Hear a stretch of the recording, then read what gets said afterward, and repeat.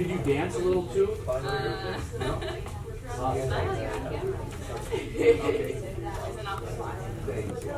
Okay, here we go. We're ready to start. The ceiling projector doesn't work. That never has ever stopped me at all. So we're talking about thermal regulation. And Aaron, you're going to stand up again and go to the board and write these numbers down that I tell you. What's kind of neat is on a day like this, you might say, wow, it's cold outside, but there's no such thing as cold. It's just differences in thermal energy. So I've got a device in my hand, an infrared thermometer, I guess you'd say. It's not an infrared camera. Tomorrow, if the projector is working, I'll show you how that works. But it takes temperature based, it tells you temperature based on the infrared color of an object. It takes 0 minutes to equilibrate. You know how like the thermometer on the wall, or if you ever do a rectal thermometer on a dog, you have to give it a little time, right? This is instantaneous. It works in the dark. It works on every object. It tends not to work very good on like something that's shiny because it kind of fools itself. But I'm going to go here and I'm going to check temperature of everybody's arm. Now don't, if your arm is covered up, don't uncover it yet till I get there. And then Aaron, you're going to start on the far right and write these numbers down. Let's see, 1, 2, 3, 4, 5, 6, 7. There's 7 numbers I'm going to give you. And I'll show you how fast I can give them to you, okay? And it's all based on color. The infrared color, you and I can't see it, but this thing can. And if you ever work with machinery or anything, you should have one of these. Like I have a truck that had a brake that was, the parking brake didn't let loose. It read 500 degrees on this thing. And I had to get some repairs. I won't tell you how much that cost. But anyway, you can tell if things are hot or not. And so now I'm going to go and just do some arms. And when I tell a number, then you write it down. And you're going to go from this way, that way, so we can equilibrate these pieces. Okay, so 93.2, 88.6, 97.4, 106. Just got a fever. 96.8, 98.6, 92.1. Look how fast I did that. Now I kind of cheated a little bit because on the first two I just did their kind of bare arms that was already exposed to the environment. But then for most of the rest of them, I had to move their sleeve up because I knew if I moved the sleeve up, that area would be hotter than if it was bare, right? Okay, so that's all about insulation. But look at those numbers, it varies a little bit. We all vary. I just came from the outside. I'm 86, so I'd be lower than anybody there. Let me do your forehead a little bit. Okay, 106. So, yeah. Did you climb the stairs not too long ago? Because, you know, exercise is another way to generate heat. But the kicker is, look at how fast that does. And this is the same principle if you go to a physician's office and they put that little probe in your ear and they take your temperature. That's the eardrum temperature. What's another name for the eardrum? Tympanic membrane. Aaron, can you spell that? Try that. Put them on the spot. They're getting paid for this, so. Go ahead. Tympanic. Yeah, I think that's right. Tympanic. Tympanic. Okay. So it's kind of neat, this device, and we're determining the thermal energy of these objects. Now I'm going to do my coffee. 128. Okay, not bad. Okay, the point is, okay, and then Bandit, is Bandit enjoying that treat? He doesn't have it. Okay, good. Well, just, you know, I'm going to give you both of those, but whenever they eat those treats, got to make sure they don't eat them too fast. And once in a while, there's like a little membrane that comes off, and that's always, it's not scary, especially it's digestible, but you know, strings are bad in the intestines, right? That's a linear object.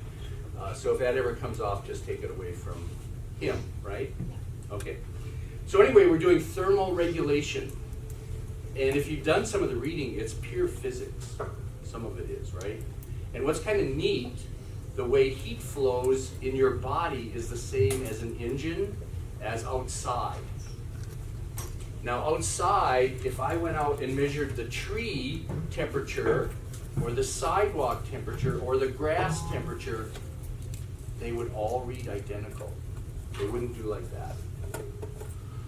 So everything outside that's been there since last night would have the constant ambient temperature.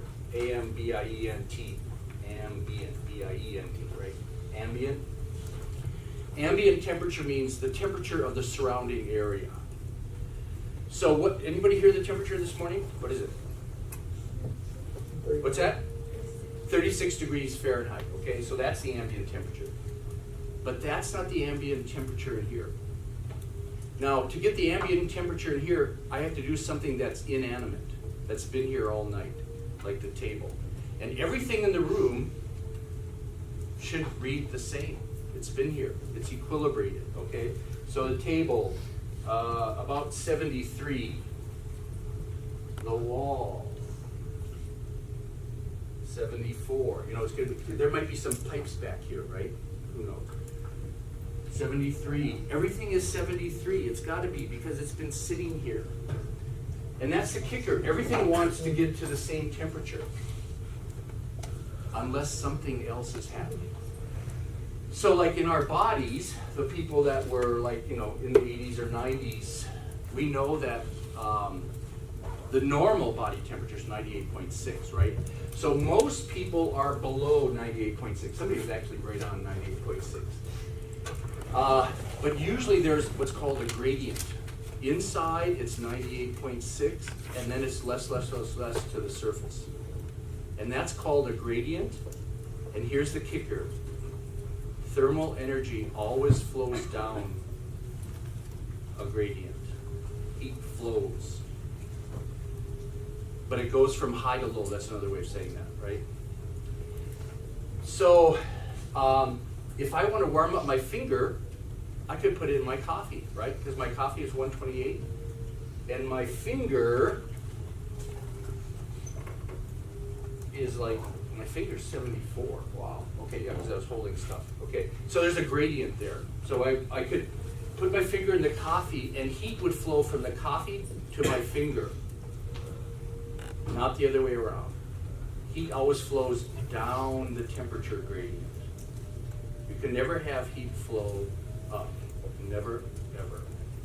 So that's what we're talking about this week. And if you know things about conduction and insulation and heat flow, you can keep your animals more comfortable. You can help your animals survive.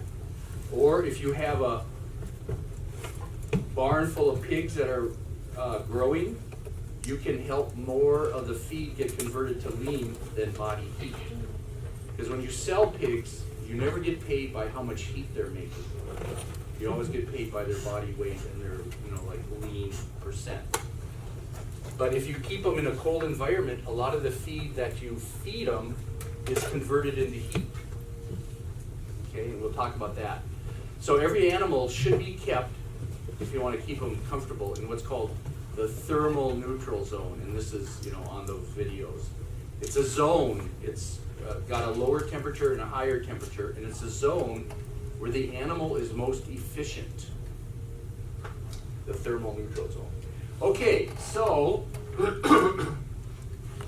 what I'll do is push that button again, but I can still talk, it doesn't really matter. So when you talk about heat flow, there are 5 heat transfer mechanisms, and this is all in the videos and the reading, but we're doing this ad lib, so that's fine. So there's 5 heat transfer mechanisms, 4 of which are very important to animals, and 1 that's sometimes not even mentioned. And then there's another way to categorize them. 3 belong to one category and 2 belong to another category. Okay, and if you've done your reading, you kind of know what I'm talking about.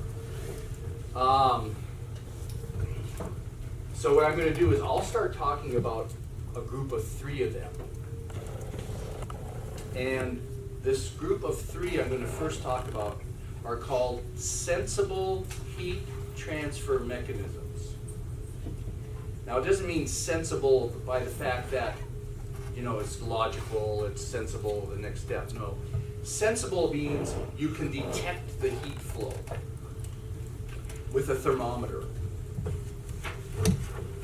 So that means the other two are insensible. And this is hard to understand, but there's two of them that are insensible, which means at the minute of heat flow, you can't detect it with a thermometer.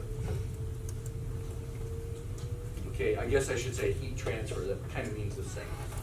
So let's start with conduction. And then, this is in the reading too, but it's a good little review.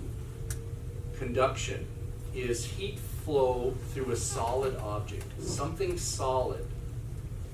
But it could be still air, it could be still water. So that's hard to imagine that's solid, but you can imagine a coffee cup, a solid wall, or a table, but still air and still water can move heat by conduction. Okay?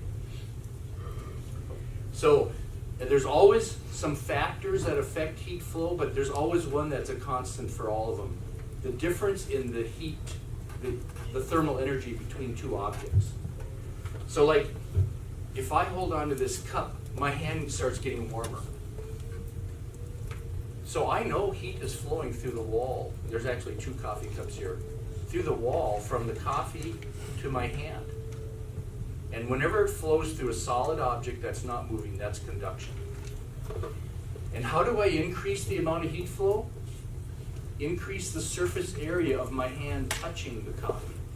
Right? If I have 1 finger, there's heat flowing. 2 fingers, more surface area. 3 fingers, more surface area. The palm, more surface area. More heat is being transferred now. That means the coffee, if I would have measured it, the temperature will be lower, right? Remember it started at 128? But I can bring it down to whatever my hand is. That's what it wants to do. It wants to equilibrate. It wants to get even across. So my finger was started at 7.3, but it was kind of artificial because I was just outside. Okay, so that's conduction. It's sensible. You can measure the difference the difference in thermal energy of 2 objects and say where heat's flowing.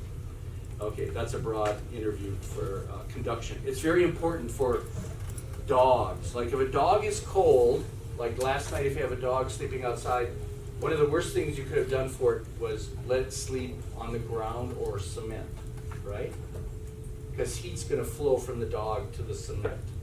Because I know if it's outside and somebody said the low right now is 36, the cement's 36 degrees. Now I could interrupt the heat flow by providing insulation, right? So insulation is where you use a material that's poor conductivity. That's the object, or that's the claim to fame of insulation. It doesn't want to conduct heat. It's still solid, but it's got poor conductivity, it's called. And in physics books or in building books, you can look up any material in the world and it'll tell you the conductivity. So if you ever want to sound smart, you could go, if you're building something or getting some insulation, you go, I wonder what the conductivity of the conductor is. Because conductivity means how good is it at transferring heat. So when you build a house and you have outside walls, you put insulation in there that's got a low conductivity. Okay? Or if you want to get rid of heat, transfer heat from some pipe to the air, like some heating systems in houses have copper pipe or aluminum fins, because copper and aluminum are great conductors. I mean super conductors of heat. So they'll transfer the heat from the water that's in the pipe to the exposed surface. And notice if you ever see like a radiator in a house, those little fins, there's a lot of them. The principle is you increase surface area. And the more surface area, the more heat transfer, if there's heat to transfer. So conduction is very important. Oh my gosh, it's incredible. Tomorrow I'll try to show you some of those conductivities. But every material has a certain number. So then another sensible heat transfer mechanism is convection. Convection, C-O-N-V-E-C-T-I-O-N. Now here it is. Something has to be flowing. Remember conduction? No flowing. Convection, something has to be flowing, otherwise it's not going to happen. And today is a good example. I think I hear the wind through the window or something. That means someplace there's a wind out there. And that means convection is happening. Heat is flowing. And again, tomorrow I can show you how in the winter time we take the flow of the air into consideration, and they always tell you on the radio in the morning. What's the factor that the weatherman always gives you due to the flow of air? What's that? Wind chill, yes. So wind chill, they come on and they'll say, okay, it's 36 right now, but the wind chill is 28. And the way to interpret that is there's graphs, and it's like if you walked outside now, it's 36, but the wind chill is 28, it would take heat away from your body as if you stood in a cooler that was 28 degrees, not 36. So it's a man-made figure. But here's the deal. The tree outside, the sidewalks outside, and all the park benches outside, wind chill does not exist for them. It only exists for a body that has heat to lose over the ambient. It's got to be something above ambient to be affected by wind chill. Now, a motor on your car can be affected by wind chill because you shut it off and then it slowly loses temperature. But if air is moving around it, it'll be affected by wind chill until the ambient temperatures. Animals are always affected by wind chill because we're always warmer than the ambient temperature outside, right? It's 36 degrees. There's nobody in this room that's 36, hopefully. That would be scary, but it is Halloween. But nobody here is 36. So we know that you're always going to be above ambient, and if the wind flows over you, it's going to remove heat. And then let me get a sheet of paper. Here's one here. I want to show you how wind chill is, you can liken it to a sheet of paper. Okay. Now, if the wind is zero, the wind velocity is zero, there is no wind chill. Okay? You've got to have movement. And think of this page as the wind. So let's say this is the skin of an animal, and there is no air movement, no velocity. So I would sit the paper right here, and the skin would equilibrate with the wind, right?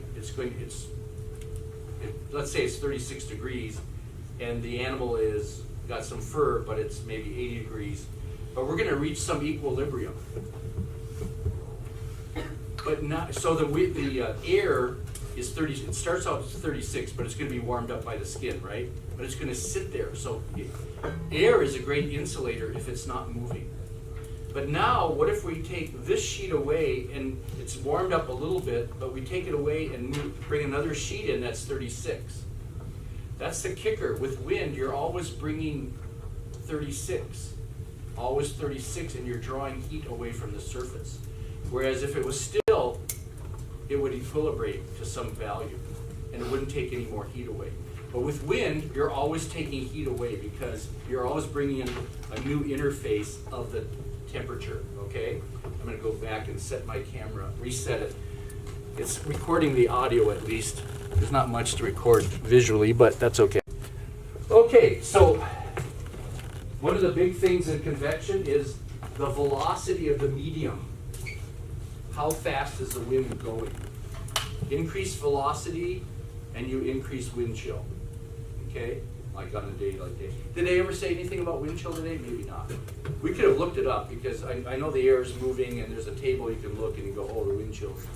So I know if it's 36 and there's wind out there, the wind chill would be less than 36. It might only be 35, 34, 32, whatever.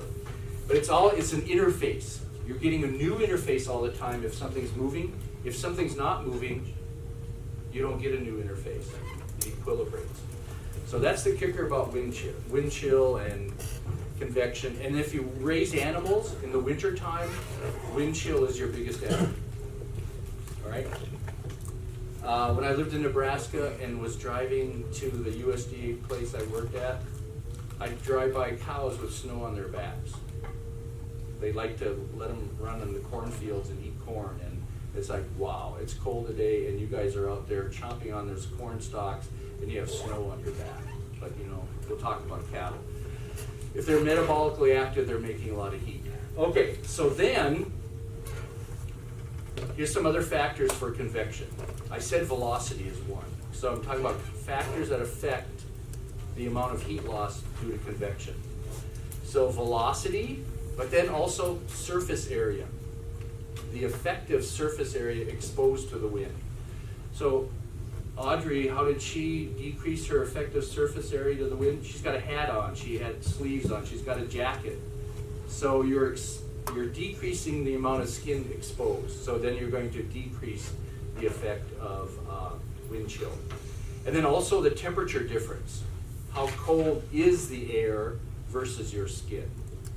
The colder it is, the colder the ambient temperature, the more wind chill there'd be, right?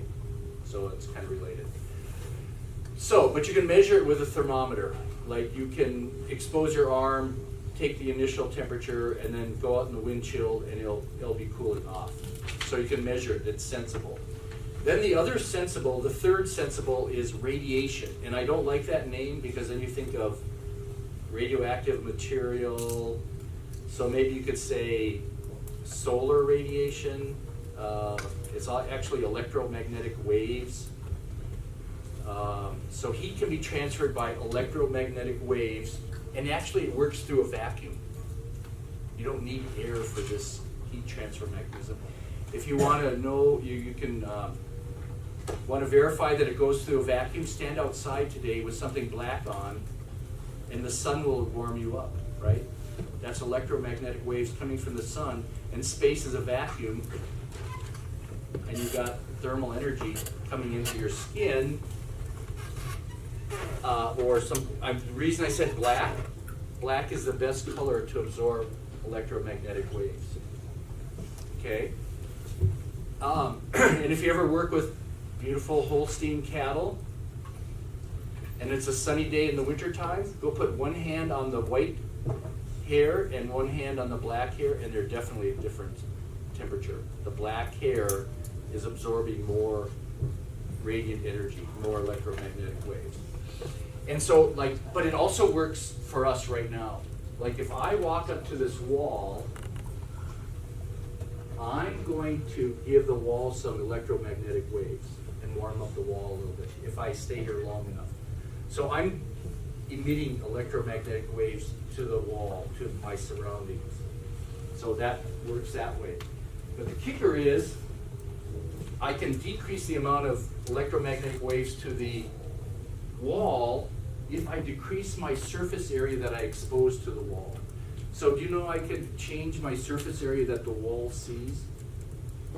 Right?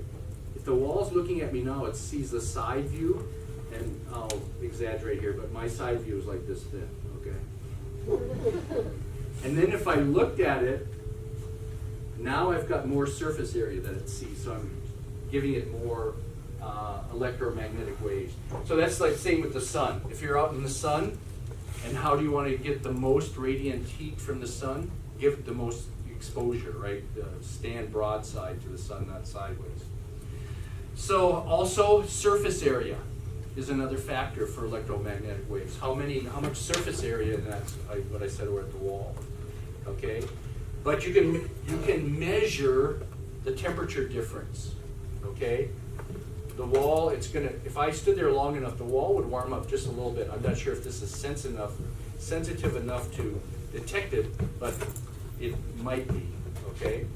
So it takes a little time. So those three mechanisms are sensible, and somebody named them sensible. I think there probably should be another better word for it, but the kicker is it can be sensed by a thermometer at the time of heat transfer. You can sense it. Okay, now the other two are in a category by themselves, and I already said it was insensible. And this is hard to swallow, but at the moment of heat transfer, the temperature reading of the two surfaces doesn't change. That's hard to understand. So here's what happens. One mechanism of the two, and it's very important, is evaporation. So now we're talking about our fourth heat transfer mechanism. So evaporation is a phase change of water. Liquid water goes to gas water, right? Water vapor. That's called a phase change. But it takes thermal energy to change a gram of water to a gram of water vapor. Phase change takes thermal energy. But if you measured the temperature of the water at the moment it evaporates to the gas, and you measure the temperature of the gas, the temperatures would be the same. It's hard to understand, but where did the thermal energy go? It went into the phase change. Hence, they call it insensible. Over time, a dog pants a lot, right? Wherever Bandit is, my buddy Bandit. And see, they're kind of at a disadvantage. Most animals don't sweat, right? We're great sweaters. And what one other animal of our domestic animals is a great sweater? Horses. Us and horses are great sweaters. Nobody else is. So that's another thing. When it's hot, we sweat, horses sweat, nobody else sweats. That's dangerous. Because when it's hot, evaporation is your best way to get rid of heat. Okay? The phase change, liquid water to the water vapor. So the thing is, it's a phase change. It takes thermal energy, but if you measure the two particles right after the phase change, the temperatures would be the same. So you couldn't measure it here with this thermometer, and that's why it's called insensible. But it's very important. And then there's one big factor that determines how much heat is lost by panting in the dog in the summertime. What is the one environmental factor that really plays a lot in heat transfer by evaporation? Humidity. Humidity. The drier it is, the drier the air is, the more evaporation. Or the more humidity, the less evaporation. So if it's very humid, like it tends to be in the summer, and your dog's panting, be careful because it's not losing a lot of thermal energy because it's so humid out. And in one of my other classes a couple weeks ago, we were talking about somebody was working at a vet clinic, and a big St. Bernard came in, and it wasn't that hot out last summer, maybe 75. It had only been outside 15 minutes. It came in with heat stress, and it died there. And I said, I can understand that because when I had the Newfies, one was 180 pounds, one was 160, and nobody understood why I bought ice at Walmart when we were traveling, so they could lay on ice. But I knew if they got hot, I'm in big trouble. That big body, 65% water, and you're a 180-pound dog and you can't sweat, that's dangerous. Anything over 70 degrees, I started doing stuff for. Ran them in a lake, or it was ridiculous. My wife and son would go in and come back with 100 pounds of ice from Walmart as I was walking them. But they were very smart. They were in the back of a pickup, like in a stock trailer, because they were big enough they could jump out. They would stand up, I'd throw the ice down on the bed, and then they would sit on it. And then I'd stop and get gas, and somebody would come over, Mister, there's something leaking out of the bottom of your truck. I'd go, that's just ice melting. What? And it's just like it would run out of the truck when you stop. But you've got to be careful with anything big. And dairy cows, dangerous, right? Because here's the thing, a dairy cow is a walking furnace. She has so much metabolism, she can't sweat. She's got a few sweat glands, but not many. Cattle do sweat a little bit, but not nearly what they should have. So you have to do other things for a high-producing dairy cow. When you're making 100 pounds of milk a day, you're a walking furnace. So hence, in the wintertime, a dairy cow, there's no way to make her cold if the wind is still. She's in her comfort zone, and we'll show that, down to minus 40 degrees Fahrenheit. It's like she won't need to put a jacket on until it's 40 below zero, if it's still. But then on the other end, in the summertime, she gets heat stress real easy because she's making so much heat.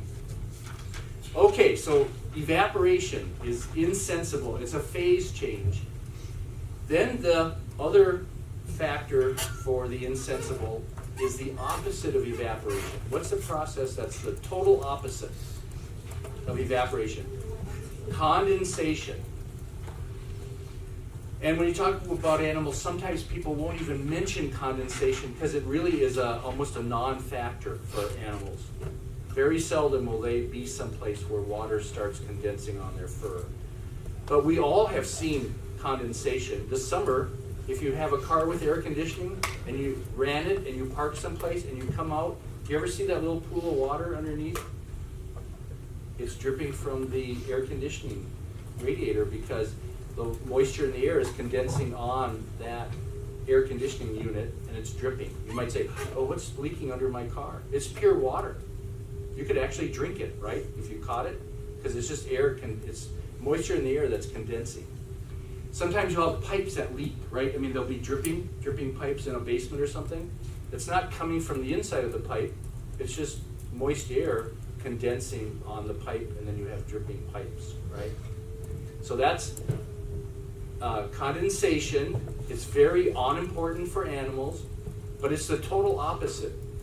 So if a dog is evaporating moisture from its lungs and losing heat that way, if something is collecting water on it by condensation, it's gaining heat. That material where the water is forming on is warming up. Because it has to. If evaporation takes heat away, thermal energy, condensation has to give heat to the surface that it's condensing on. But for most animals, a total non-factor, okay? Now back to evaporation. That's the most important environmental factor in the summertime, right? The humidity affects the evaporation. And then in the wintertime for animals now I'm talking about, wind chill is a very important factor. So if there's a way to stop the wind or decrease the velocity of a wind, you decrease the amount of heat lost by wind chill or convection. And if you go out west, and they're not as prevalent now, but if you had a lot of cattle, you would put up a windbreak. And sometimes it was like a board fence or trees. And if you made a board fence on the prevailing wind, you never made it solid. If you ever go out west, you'll see these windbreaks, and there's like a 12-inch wide board, a space, and then another board. You would never make it solid because that fence would be blowing down in some storms. You've got to have some air movement, but that's a windbreak, trying to keep the cattle warm. Okay, I'm going to stop there.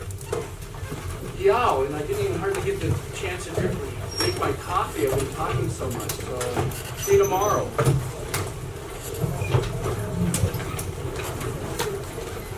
Bandit was so good. I know not every dog can love it, so it happens.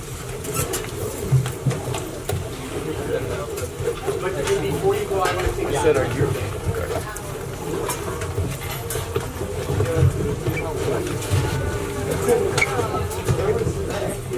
Is this, who are you? I'm Hillary Quinton. Oh, okay. No. Where is... Oh, that's fine, that's fine. No, that's fine. She's good, she's good. Now, is it a girl or a boy? It's a boy. It's a boy, yeah, okay. Bandit. Hey, he's nice. It's just, oh yeah, that's fine. It's some dogs do that. It just could be my smell, the dog's smell. That's, not a problem. Obviously, I wasn't nervous or anything. Been around too many dogs to be nervous about anything. So, it's a he, Bandit. Yep. How old is Bandit? He's 3. 3, okay. Yeah, I understand. And see, I got the camera It in makes your me face. so mad though. No, that's fine. I understand. No, we are nice. Yeah. We're nice. Yeah. Nice. Okay.